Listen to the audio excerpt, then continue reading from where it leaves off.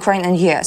At the beginning of March, the US suspended the supply of weapons and intelligence sharing with Ukraine following an altercation between President Volodymyr Zelensky, President Donald Trump, and Vice President J.D. Vance in the Oval Office. The normalization of aid supplies and the resumption of intelligence sharing was achieved after several hours of negotiations between the US and Ukraine and Saudi Arabia on March 11th. Furthermore, the American aerospace company Maxar Technologies restored Ukraine's access to its satellite imagery under the Global Enhanced Delivery Program. During the negotiations in Saudi Arabia, the US proposed a 30-day ceasefire between Ukraine and Russia. Kyiv, in turn, supported the proposal. We sincerely thank our allies and partners for their unwavering support. Your commitment, solidarity, and assistance mean the world to us in these challenging times. We deeply appreciate your efforts and stand together in the pursuit of peace, justice, and freedom. Your support strengthens our resilience, and we will always remember those who stand with us. So, thank you. Russia launched a missile and drone attack on Ukraine on the night of the 11th to the 12th of March, firing 3 Iskander-M ballistic missiles and 133 attack drones and targeting 5 regions of the country. Ukrainian air defense forces shot down 98 Shahed drones and other UAVs, while 20 Russian drones failed to reach their targets, reported by Ukrainian Air Force on social media.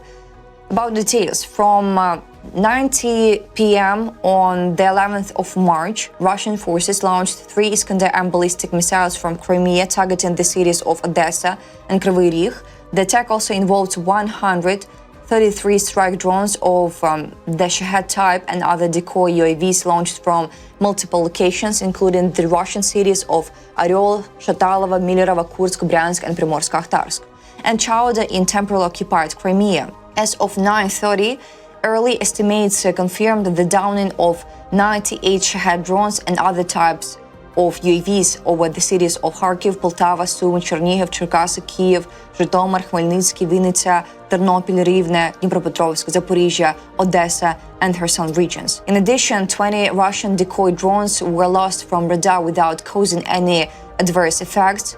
The attack caused damage in Odessa, Dnipropetrovsk, Kharkiv, Sumy, and Kyiv regions. This is not the behavior of a country that seeks peace. It is the brutality of a terrorist state that knows only violence.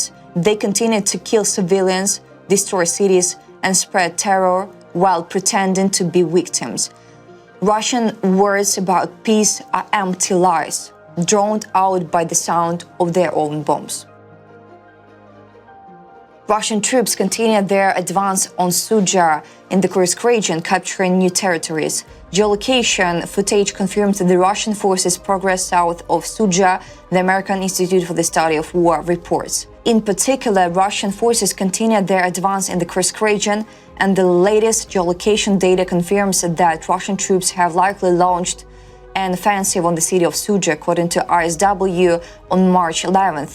Footage was released showing that Russian troops had captured several settlements, including Bondaryovka, east of Sudzha, Zamosty, and Makhnovka, southeast of Sudzha. Other geolocation footage shows that Russian forces have also advanced towards central Zazulevka, southeast of Kalmakov and Kurilovka. Russian military bloggers stated that Russian forces captured Kazachya Loknya and Knyazhi, which forced Ukrainian units to retreat from these areas. They also reported that Russian units, including the 22nd Motorized Rifle Division and the 155th Naval Infantry Brigade, have advanced south of Sverdlikova and continue moving east along the Korenyevo-Sudzha highway. For aiding operations, the RSW report mentions that the situation on the southern outskirts of Sudzha remains tense as Russian troops from the 11th Airborne Brigade continued their advance towards the city from the direction of Myrny.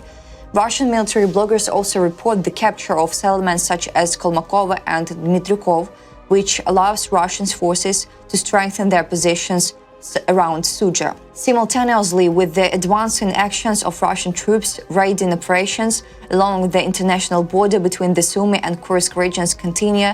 According to Ukrainian military reports, Russian reconnaissance and sabotage groups are actively operating in border areas, particularly south of Totkina, northwest of the Kursk region. These groups are conducting attacks on border areas in the Sumy and Chernihiv regions. Ukrainian border guards also report an increase in Russian drone and artillery strikes on border areas of the Sumy region. That's all for today. Thanks for watching this video. Support Ukraine, like and subscribe.